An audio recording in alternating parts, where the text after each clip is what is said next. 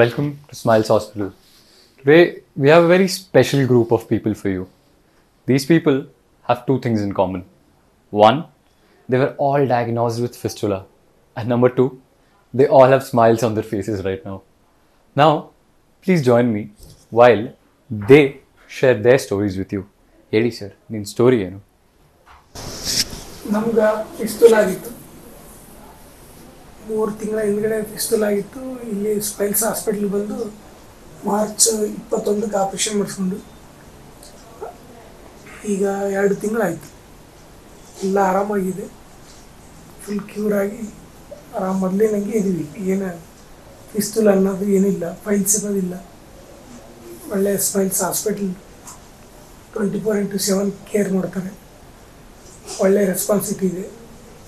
ಒಳ್ಳೆ clean hospital smiles. ನಗನಗುತ್ತಾ ಬನ್ನಿ, ನಗನಗುತ್ತಾ ಹೋಗಿ. ಭರವಸೆಯ ಬೆಳಕು smiles hospital. Beautiful. Doctor Parameshwar sir ಭಾಳ ಒಳ್ಳೆಯವರು ಅದಾರ.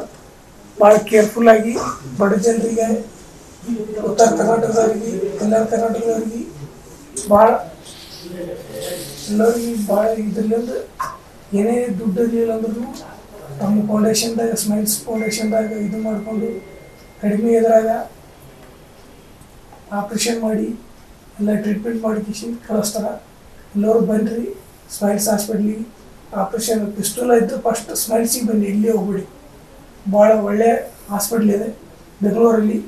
ಮತ್ತಿಕೇರಿಯಲ್ಲಿ ಸ್ಮೈಲ್ಸ್ ಹಾಸ್ಪಿಟ್ಲ್ ಯಶವಂತಪುರದಿಂದ 1.5 ಕಿಲೋಮೀಟರ್ ಇದೆ. ಬಂದು ಕಿಶಿದು ಒಳ್ಳೆ ಟ್ರೀಟ್ಮೆಂಟ್ ಮಾಡಿಸ್ಕೊಂಡು ಇಲ್ಲಿ ಹೋಗ್ಬಿಟ್ಟು. Beautiful. Sir, would you like to share your story? Your name, please, sir?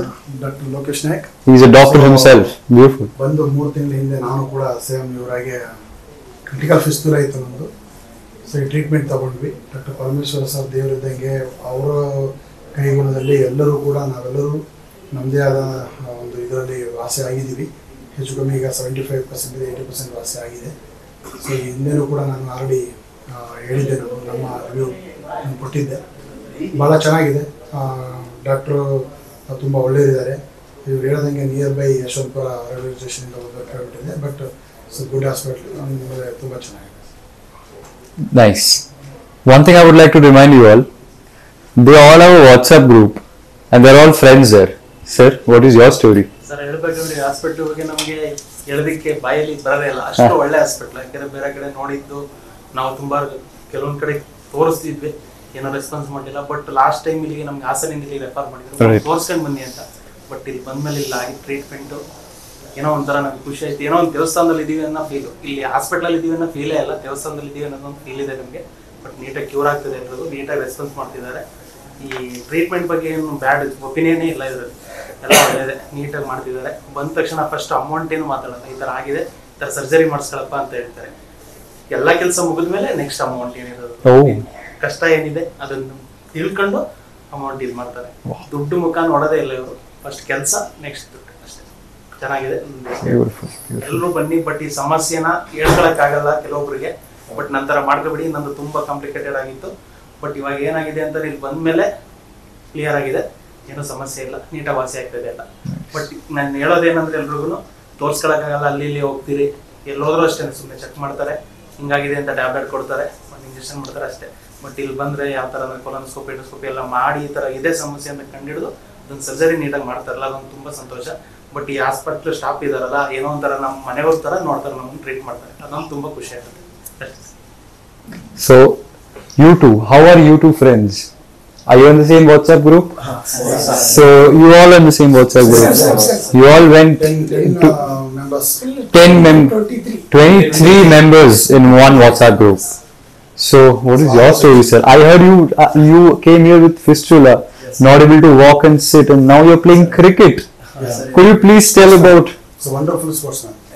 Actually ಹೇಳ್ಬೇಕಂದ್ರೆ ನಮ್ದು ಪ್ರಾಪರ್ ಬಂದು ಗೋಕರ್ಣ ನಿಯರ್ ಕಾರವಾರ ಹತ್ರ ಬರುತ್ತೆ. ಅಲ್ಲಿ ನಮ್ದು ಆ್ಯಕ್ಚುಲಿ ಅಂದರೆ ಹೀಟ್ ಇದೆ. ಕರೆಕ್ಟ್. ನನ್ನ ಸ್ಟಾರ್ಟಿಂಗ್ 2022ದಲ್ಲಿ ಫಿಸ್ಟುಲಾ ಅಂತ ಸ್ಟಾರ್ಟ್ ಆಯಿತು.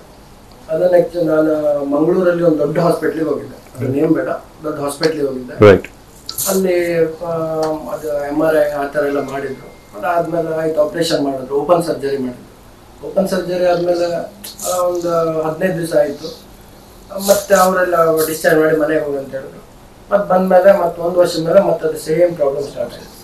ಅದಾದಮೇಲೆ ಮತ್ತೊಂದು ಮಂಗಳೂರಲ್ಲ, ಅದು ದೊಡ್ಡ ಹಾಸ್ಪಿಟ್ಲ್ ಈಗ, ಅಲ್ಲೂ ಸೇಮ್ ಪ್ರೊಸೀಜರ್, ಸೇಮ್ ಕಾರಣ. ನಂಗೆ ಏನು ಕೇಳಿದ್ರೆ ಲೈಫಲ್ಲೇ ಅಂದರೆ ನನಗೀಗ 30 ಇಯರ್ಸ್, 26 ಇಯರ್ಸ್ವರೆಗೆ ನಾನು ಇನ್ನೂವರೆಗೆ ಒಂದು ಜ್ವರ, ಥಂಡಿ, ನೆಗಡಿ ಆ ಥರ ಮಲಗಿದ ಮನುಷ್ಯನೇ ಅಲ್ಲ. ಇದೊಂದು 3 ವರ್ಷದಲ್ಲಿ ನಂಗೆ ಜೀವನನೇ ಬೇಡ, ಅಷ್ಟು ಸಫರ್ ಆಗೋಯ್ತು ನಾನು. ಹಂಗೆ ಸುಮಾರು ಯೂಟ್ಯೂಬಲ್ಲೆಲ್ಲ ನೋಡಿ ಎಲ್ಲ ಸರ್ಚ್ ಮಾಡಿ, ಆಮೇಲೆ ಸ್ಮೈಲ್ಸ್ ಅಂತ ಇದೆ ಮತ್ತಿಕೆರೆಯಲ್ಲಿ. ನಂಗನ್ಸುತ್ತೆ ನಾನು ಹಾಸ್ಪಿಟ್ಲಿಗೆ ಬರಲೇ ಇಲ್ಲ, ದೇವಸ್ಥಾನಕ್ಕೆ ಅಷ್ಟೇ. ಪರಮೇಶ್ವರ್ ಸರ್ ಅದು ಹೇಳಿದ ನಂಗೆ ಫಸ್ಟ್ ಟೈಮ್ ಸ್ಟಾರ್ಟಿಂಗ್ ಬಂದಾಗಲೂ ಇದೇ ಥರ ಫೀಲ್ ಆಗಿತ್ತು ಸರ್ ನೋಡಿದಾಗ. ನಂಗೆ ಅದು ಹಿಂಗೆ ಹೇಳ್ಬೇಕಂತಾನೆ ಗೊತ್ತಾಗೋದಿಲ್ಲ. ಇಲ್ಲಿ ಬಂದಮೇಲೆ ದುಡ್ಡಿಂದು ಏನೋ ಮಾತಾಡಲಿಲ್ಲ ಅವರು. ನಾ ಹೇಳಿದೆ ನನ್ನ ಕಷ್ಟ ಏನಿದೆ, ಏನೇನು ಪರಿಸ್ಥಿತಿ ಎಲ್ಲ ಹೇಳ್ಕೊಂಡೆ ಸರ್ ಹತ್ರ. ಸರ್ ನಂಗೊಂದು ಈಗ ಒಂದು ಹೊಸ ಜೀವನ, ಒಂದು ಅದೇನೈತೆ ನೋಡಿ ಮೊದಲನ್ನು ಅದೇ ಟೈಪ್ ಲೈಫಿಗೆ ಮತ್ತೆ ವಾಪಸ್ ತಗೊಂಡು ಅವರೇ ಕೈ ಮುಗಿ ಕೇಳ್ಬೇಕು ಅನಿಸ್ತು. ಏನಿಲ್ಲ ನಂಗೆ ಹೇಳಲಿಕ್ಕೆ ಮತ್ತೆ Beautiful. And Thank you. We come to our final member of the group. There are others who are not here. Sir, main story, please once ಹೇಳಿ. ನನಗೆ ಪಿಸ್ತೂಲ ಇದೆ ಅಂತ ಡಯಾಗ್ನೋಸ್ ಮಾಡಿದ್ರು ಚಿತ್ರದುರ್ಗದಲ್ಲಿ. ಮಾಡಿ ಅವರು ಆಪರೇಷನ್ ಮಾಡಿದ್ರು, ಫೆಬ್ರವರಿ ತಿಂಗಳಲ್ಲಿ ಆಪರೇಷನ್ ಮಾಡಿದ್ರು.